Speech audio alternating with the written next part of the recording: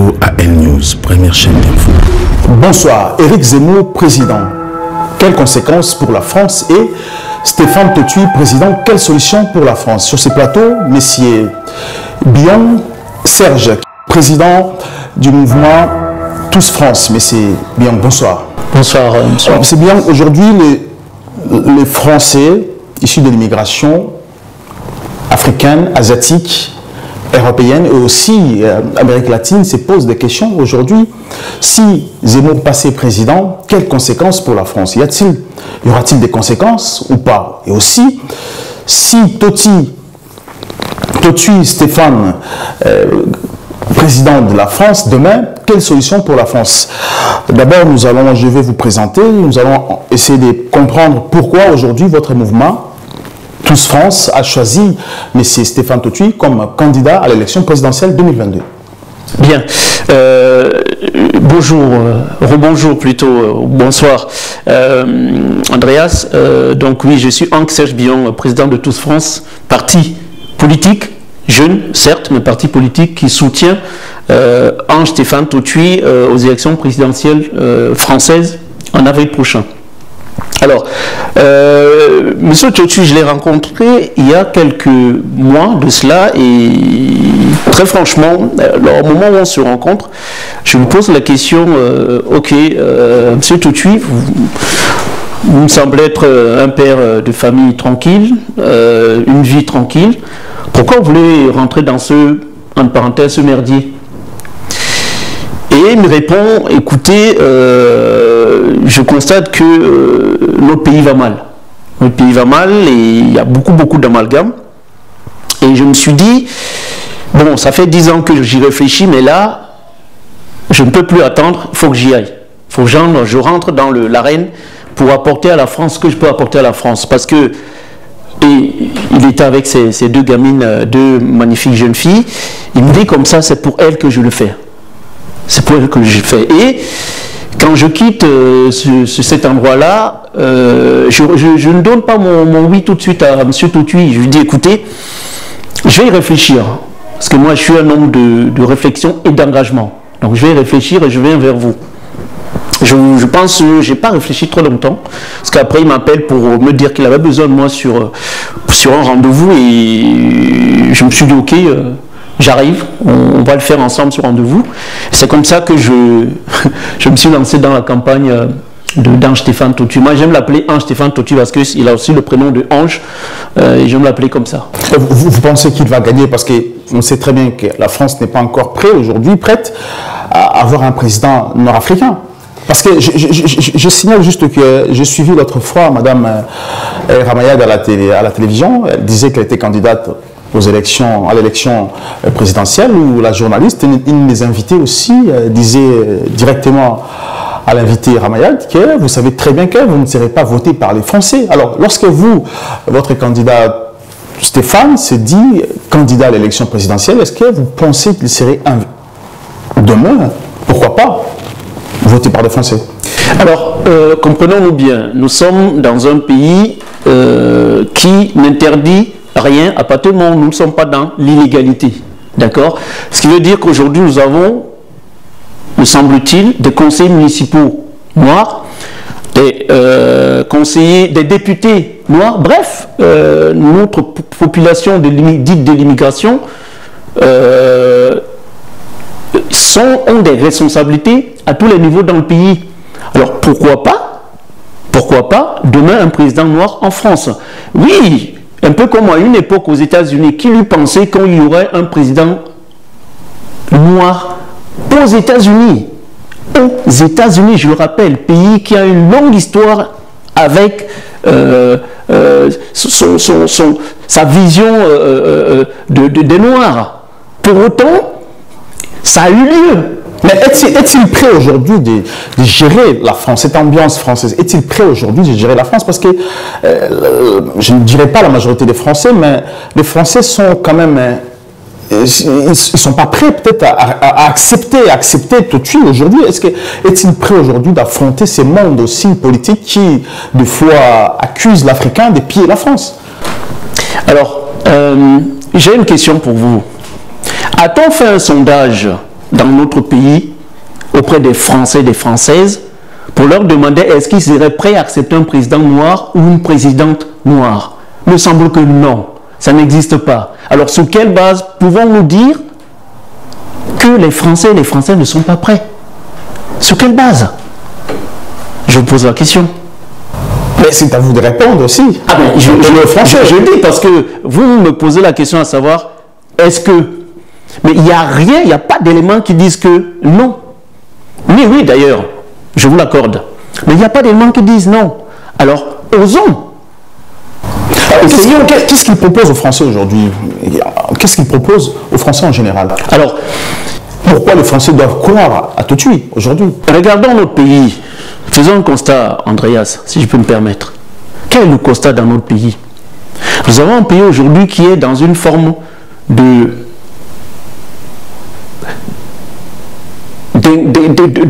Il manque la cohésion sociale. Je vais le résumer comme ça. Il manque la cohésion sociale dans notre pays. Notre pays qui a connu une forme de prospérité à une certaine époque a perdu tout son dispositif, notamment industriel. Or, on sait très bien que représente l'industrie dans un pays. Certes, les services ont pris énormément de marge dans l'économie, le cycle économique. Mais ce qui constitue la puissance d'un pays, c'est aussi son outil, je dirais comme ça, industriel. Or, est-ce que la France aujourd'hui dispose encore d'un outil industriel digne de ce nom? La réponse est non. Je vous ai parlé au niveau social. Manque de cohésion sociale. Est-ce que, on va prendre un exemple simple pour imaginer le manque de cohésion sociale. Écoutons certains discours. Je ne citerai pas le nom de ce monsieur, mais écoutons certains discours. Et il semble, mais je suis certain, ce n'est pas la majorité des Français et des Françaises, mais il y a quand même une partie. Mais parce que là, vous parlez des Zemmour qui est aussi candidat. Je ne le citerai pas. Parce que Éric Zemmour aussi est candidat. Qui font qu'on s'interroge. Éric Zemmour est candidat à l'élection, comme vous, comme M. Stéphane aujourd'hui, qui dit qu'il n'est pas raciste. Il fait que défendre la France, défendre sa culture. Alors, est-ce que ça vous gêne lorsque Zemmour dit qu'il défendait sa culture? Parce qu'il dit que... Je vais encore plus loin, parce que dans ses propos, lorsqu'il est passé à la télévision française, c'était hier, il a dit que l'immigration profitait de la liberté, ou encore l'islam profite de la liberté française pour imposer ses lois. Je vais juste prendre un exemple simple. Nous savons que dans notre pays, il y a beaucoup de musulmans qui respectent les lois de la République. Et qui ne respectent pas, parce qu'il dit qu'il ne respecte pas les droits de la femme. Attendez. Si on rentre dans le concret, monsieur Andreas, d'accord? Pourquoi a-t-on mis la loi sur l'égalité? Si on veut aller très loin, pourquoi avons-nous mis la loi sur l'égalité? L'égalité entre qui? L'homme et la femme, on est bien d'accord. S'il y avait ce respect déjà de la femme dont on nous parle là, pourquoi en arrive-t-on à mettre dans la loi une égalité? Donc il y a déjà une forme de manque de respect quelque part, me semble-t-il. Maintenant,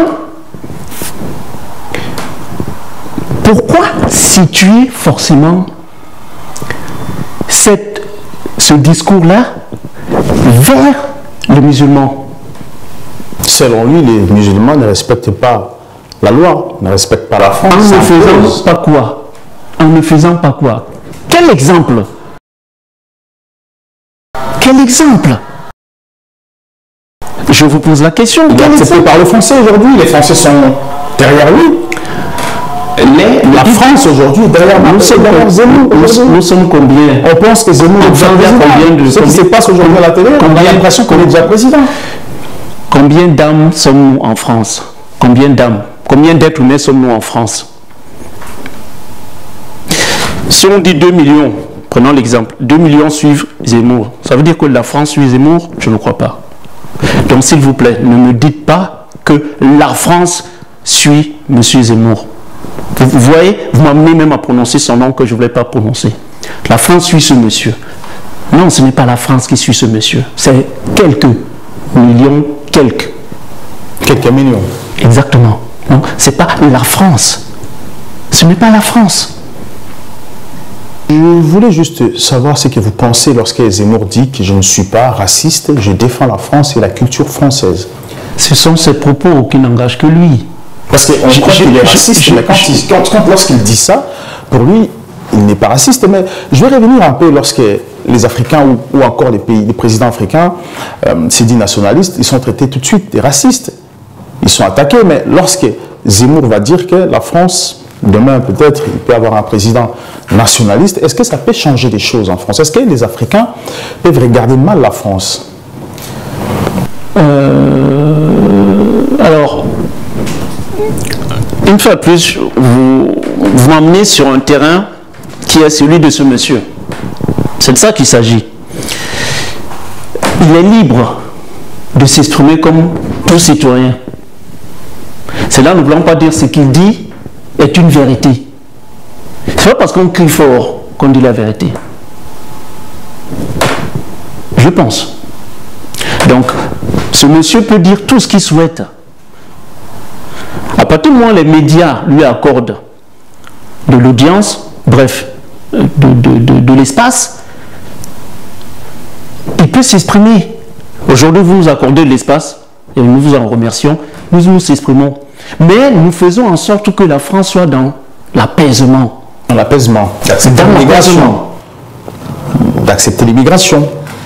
On peut accepter l'immigration à partir du moment où elle est encadrée. Je prends un cas simple. Vous êtes un enfant issu de l'immigration. J'en suis un. Et un certain nombre de personnes sont dans l'immigration. Et nous apportons énormément de richesse à la France. N'est-ce pas? Prenons l'équipe de France de football. Il y a des enfants qui sont issus de l'immigration qui sont dans cette équipe. La même équipe qui a gagné une première Coupe du Monde en 1998. Et il y a quelques années, je pense que c'était en 2018 si je ne me trompe pas, il gagne une seconde Coupe du Monde. Coupe du Monde. Coupe d'Europe aussi. Exactement. Pourquoi? Comment on en arrive là? Et je vais encore plus loin. Aujourd'hui, on regarde un certain nombre de pays, du moins d'équipes de football national qui commencent à intégrer les Noirs dans leur dispositif. Je prends le cas de M. Lukaku en Belgique, alors qu'il fut une époque, il était inimaginable de penser qu'il y aurait un Noir dans l'équipe de Belgique. L'équipe de Belgique est devenue, je ne dis pas que c'est grâce uniquement à M. Lukaku, je dis simplement que ça a augmenté une forme d'efficacité. Et c'est ça qui est important, l'efficacité. L'équipe de l'Allemagne, on voit de plus en plus de Noirs qui sont dans l'équipe de l'Allemagne. Ça a augmenté leur efficacité ou pas? Oui. L'équipe de France, pour revenir à cette équipe-là, je vous l'ai dit, 2 Coupes du Monde de gagner en moins de quelques années, est-ce que c'est pas rien? Parce que pour lui, il faut l'équipe de France avec beaucoup de Noirs, beaucoup d'étrangers, ce n'est pas la France. Il faut rectifier, il faut vraiment donner à la France son identité, Quelle est le visage de la France, monsieur Andreas? Quel est le visage de la France aujourd'hui? La France est un ensemble. Quand la France gagne en 1998, ce monsieur-là, il n'était pas content pour la France? J'espère qu'il a fêté avec l'ensemble des Français.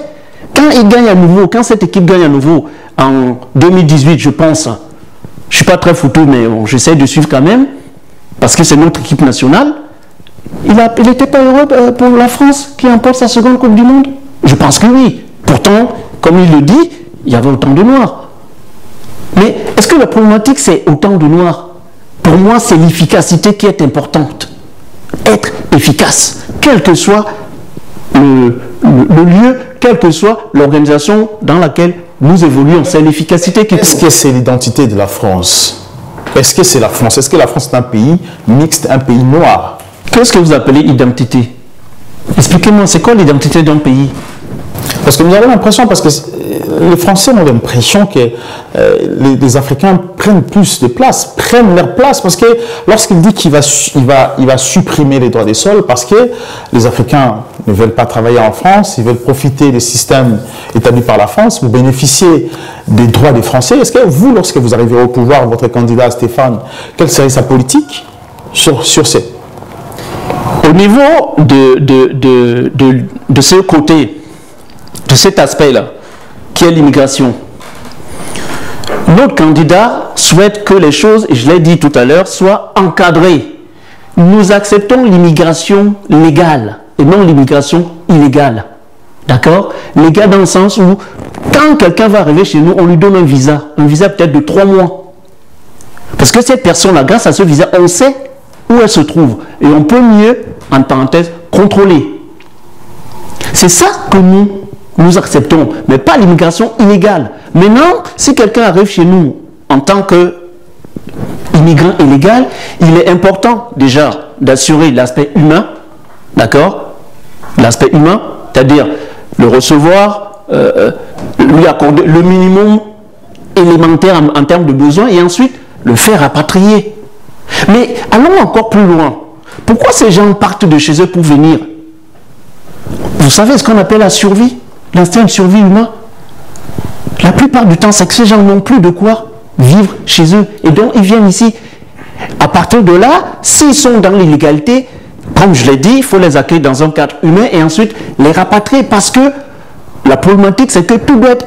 Enfin, la problématique, non, mais je parlais d'efficacité il y a 2 secondes, il faut rester efficace. Donc, on encadre tout ça. Mais justement, lorsque vous parlez, vous dites que ces gens-là, d'où ils viennent, la vie n'est pas aussi équilibrée.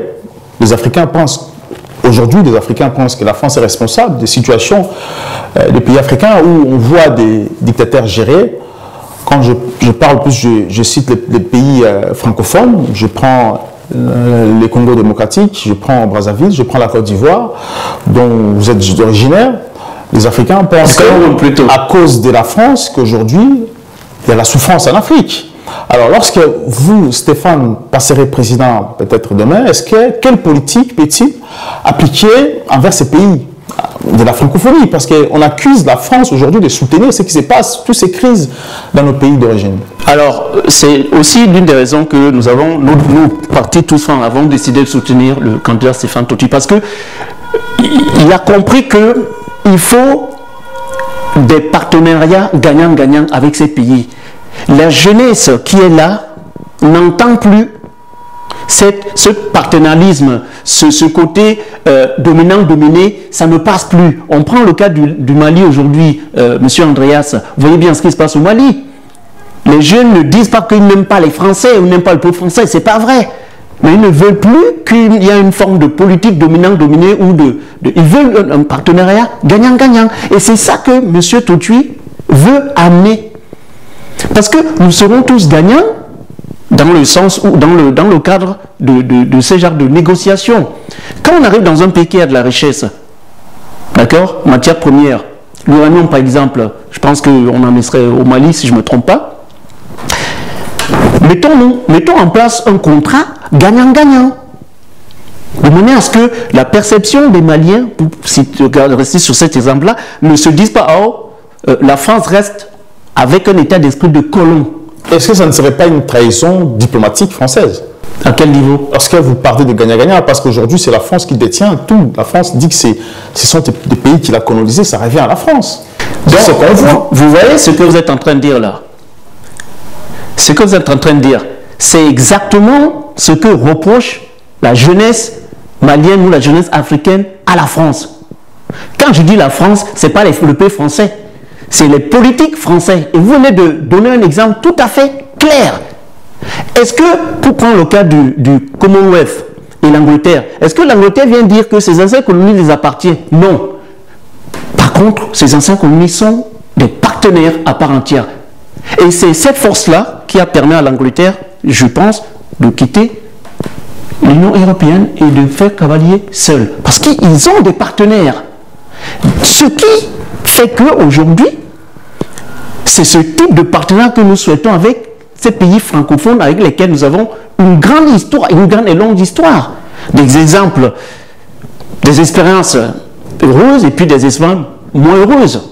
Mais aujourd'hui, on sait très bien que avec ces puissances militaires et économiques qui émergent, je ne parlerai pas de la Russie, je ne parlerai pas de la Chine, je parlerai d'autres puissances qui émergent, l'Inde, etc. Si nous ne faisons pas attention, ces puissances-là vont, comment dire, neutraliser en quelque sorte ce qui se passe en Afrique. Et donc, là où nous croyons que nous avons encore du pouvoir, finalement, on n'en a plus. Et c'est la réalité, M. Andreas. Donc, Stéphane Tautu veut rééquilibrer les choses.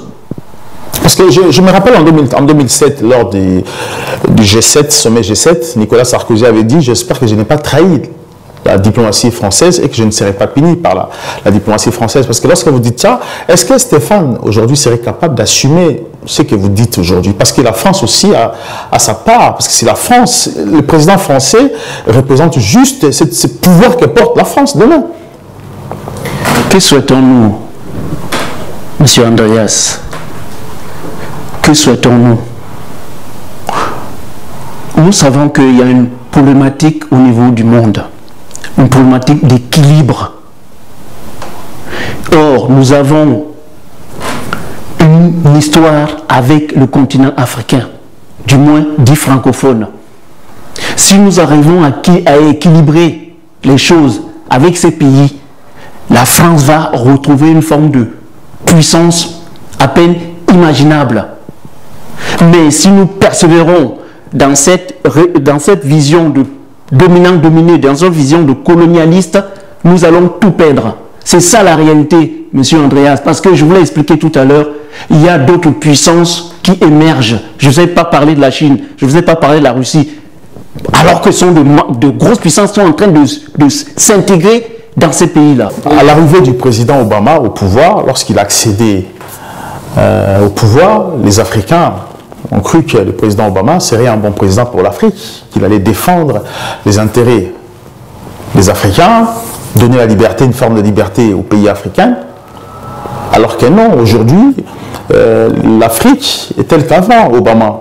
Donc aujourd'hui, vous vous dites, Stéphane, candidat pour changer les choses, équilibrer la France à l'Afrique, qu'il y ait des accords donnant-donnant, comme on dit, et qui 50-50, si je peux me permettre de dire ça. Alors, lorsque vous dites que M. Stéphane va arriver pour changer certaines choses,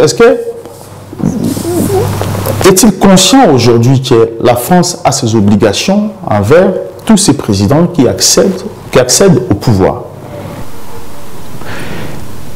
Alors, revenons déjà sur cet aspect où vous dites, parce que c'est vous qui le dites, vous dites que lorsque Obama est arrivé au pouvoir, les Africains ont cru que... Je peux vous garantir, M. Andreas, que les Africains n'ont rien cru du tout. Parce que M. Obama était avant tout le président des Américains. Même si le nom finit par qu'un, africain, américain. Non, le président Obama était avant tout le président américain et non africain. Maintenant, ce n'est pas parce qu'il était d'origine africaine qu'il allait mener une politique pour les Africains. Il menait une politique pour les Français avant tout. Non, pour les Américains. Pour les Américains avant tout. Pardonnez-moi. Donc, pour resituer les choses avec M. Stéphane Tautu, il va avant tout mener une politique pour les Français et pour la France. Pour autant, et je l'ai expliqué il y a quelques minutes sur ce plateau, il faut faire en sorte que cette politique soit équilibrée, soit dans une négociation gagnant-gagnant pour le bien de la France. Parce que, je le dis encore une fois, il y a d'autres puissances qui émergent, qui sont là déjà, la Russie, la Chine, et d'autres qui émergent. Mais lorsque vous dites gagnant-gagnant, parce que c'est ce que pensent les Africains aujourd'hui, que la politique africaine, la politique française envers l'Afrique, ce n'est pas gagnant-gagnant. La France domine, la France a toujours plus de pourcentage. Mais lorsque vous dites que ça va être gagnant-gagnant, c'est-à-dire que vous retirez des parts de la France en Afrique et vous redonnez aux Africains. Vous l'avez dit. Si la France avait 70, l'Afrique avait 30, et vous, lorsque vous arrivez, vous donnerez 50 à l'Afrique, 50 à la France. Est-ce que la France va-t-elle accepter cela? Revenons sur une situation simple. On en parlait il y a 2 secondes. L'immigration. Ne pensez-vous pas que, en rééquilibrant tout ça, bon nombre d'Africains vont rester chez eux? Ne pensez-vous pas que, lorsque Stéphane Tautu, président de la France, va rééquilibrer, va mettre en place des partenariats gagnant-gagnant, faire en sorte que d'aider les pays africains travers la société civile, les organisations civiles, au niveau de la coopération, au niveau, je ne vais pas dire des aides parce que ce sera plus des aides, au niveau des actions pour faire en sorte que l'Africain ait une vie décente dans son pays, on va progressivement diminuer l'immigration. Et garder en même temps les mêmes dictateurs au pouvoir. Imposer les présidents en Afrique, comme c'est le cas aujourd'hui. Quand on agit en politique, on est fin. Quand on arrive au pouvoir et qu'on trouve qu'il y a d'autres hommes politiques, je parle des présidents dont vous parlez en Afrique, est-ce que c'est la France qui va venir dire toi tu pars, toi tu restes, toi tu restes, toi tu pars? Parce qu'en faisant ça, c'est que pensent les Africains. Monsieur Andreas, attendez, en faisant ça, on continue à utiliser cette politique colonialiste. Et c'est ça que la jeunesse ne veut plus. Par contre, les actions associatives qu'on peut accompagner va permettre à la société civile dans ces pays-là d'évoluer et de permettre aux gens de vivre ou d'avoir un certain savoir. Et de là, encore une fois, on va diminuer l'effet immigratoire. Maintenant, pour les hommes politiques qui sont sur place, ce n'est pas au président français d'aller dire « toi tu restes pas ». Est-ce qu'aujourd'hui, cette politique coloniale existe encore? Écoutez, vous posez une question auquel vous avez vous-même une réponse. Pourquoi vous me la posez? Je vous demande, en tant qu'homme politique, vous êtes homme politique français, est-ce que cette politique coloniale existe-t-il encore aujourd'hui en Afrique? Je prends le cas du Mali. Est-ce que ça existe encore au Mali? Je prends le cas de la Guinée, je prends le cas du Cameroun, je prends le cas du Gabon, je prends même le cas de la RDC. Est-ce que cette politique existe encore? Là-dessus, M. Andreas, si M. Totui parle de rééquilibrer les choses, de faire en sorte qu'on ait des partenariats gagnant-gagnant, c'est que quelque part, il y a des solutions à apporter à des problèmes. Je vous répondrai ainsi. Alors, mais c'est votre politique, parce que sur le droit des sols, M. Zemmour pense qu'il n'était pas important au droit des sols. Alors, quelle est votre politique demain si M. Totui passe président? Je rappellerai juste une chose qu'on a tendance à oublier pour ceux qui disent qu'ils connaissent l'histoire. Je rappellerai juste que à l'époque où la France avait été envahie par les Allemands, qui est venu à la rescousse de notre pays? Je vous pose la question, M. Andreas. Vous qui connaissez l'histoire, je pense. Qui est venu à la rescousse? Sinon, c'est l'inverse. C'est moi qui vous pose des questions. Je sais que c'est vous qui me posez la question, mais permettez-moi celle-là. Répondez à vos téléspectateurs qui vous suivent. Ce sont les Africains. Ce sont les Africains qui sont venus en masse, qui ont même servi de chair à canon pour aider la libération de la France, tout le territoire français. C'est ça la réalité, c'est ça l'histoire. Donc ceux qui cherchent la réalité de l'histoire, parce que Zemmour a dit, je finirai juste sur votre question que vous me posez. J'estime que pour des gens qui ont donné leur vie à la France, j'estime que pour les gens qui continuent de donner de leur personne à la France à travers l'apport de la richesse, j'ai cité simplement, puisque très connu, l'équipe de France de football tout à l'heure, j'estime que ces gens, ces personnes ont le droit d'être français. Parce que Zemmour a dit que l'histoire n'est pas bien interprétée, parce que quand on parle de l'Afrique qui ont aidé la France lors de la guerre, les Africains n'étaient pas en première ligne. Ce sont les Français qui étaient en première ligne. Les Africains ont aidé la France, bien sûr, mais ils n'étaient pas en première ligne. Il ne faut pas aussi mentir aux Français. Et il dit aussi, les Africains qui sont légalisés en France, qui ont des papiers, en situation de famille, qui travaillent, 6 mois, lorsque vous ne travaillez pas pendant 6 mois, la France, lui, sa politique, c'est retirer les papiers et vous renvoyer chez vous, si vous ne travaillez pas pendant 6 mois. Donc, personne n'aura droit de bénéficier des allocations familiales, tout comme aussi à CEDIC demain. Quelle est votre politique sur ça? Je le répète, les gens qui apportent de la richesse à la France, les gens qui apportent du savoir à la France, ont le droit de rester en France. C'est ça que je répète ici sur ce plateau. Il est inadmissible de commencer à penser autrement. Parce que d'un côté, quand on a besoin de vous, on sait vous trouver. Et d'un autre côté, on n'a plus besoin de vous, on vous dit, ouais, ben c'est bon. Je crois qu'il y a un équilibre. Je rappelle que nous sommes dans le pays des Lumières, où des étrangers de tous bords, pas que des Africains, mais des étrangers de tous bords, ont donné leur vie pour sauver le pays. On va mettre tout ça aux oubliettes? Je ne pense pas, M. Andreas. On parle d'un pays humain. Ce pays qu'on appelle la France, un pays humain. Où est passée cette humanité en commençant à développer ce genre de thèse? Il n'est pas humain. C'est Zemmour, lorsque vous dites ça. Monsieur Zemmour est ce qu'il est. Je n'ai pas dit qu'il n'était pas humain. Ce n'est pas mon propos. Je pose juste la question. C'est une question que j'ai posée, me semble-t-il. Je n'ai pas fait d'affirmation. N'est-ce pas? Donc pour vous, ces propos, ça correspond à une personne non humaine. Même si vous ne l'affirmez pas.